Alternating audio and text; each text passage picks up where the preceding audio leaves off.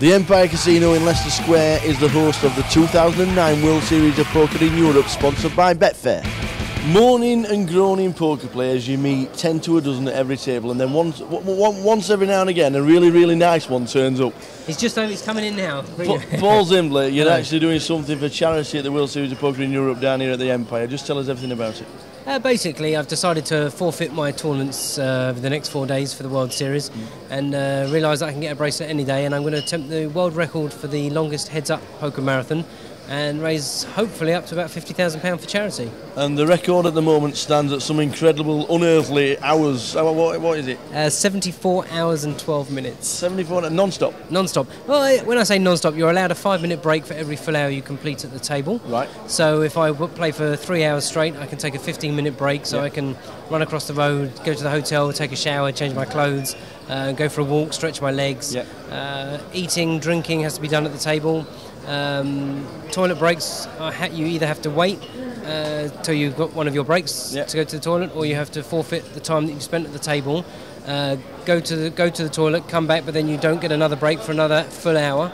There's a lot of complicated stuff to it. To be honest, we didn't submit it yet. We're going to submit it after. The main aim is just to raise a lot of money for charity. Do you know who actually holds the record at the moment, 74 hours? I do. Can't remember his name. I'm terrible with names, right? So is he an English guy? No, I think it's an American. Right.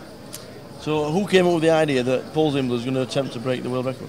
Betfair approached my agent Nick, and they were looking for someone that could be crazy enough to attempt it. And they gave me a call, and I said, let's go for it. It's a good cause.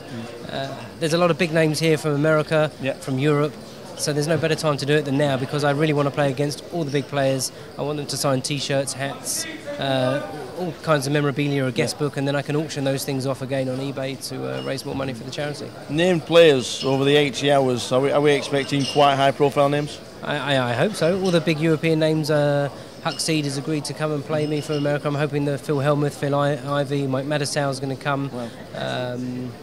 I'm hoping as many of the full tilt guys, obviously, as possible. Then we've got all the Betfair pros coming to play me to start the event.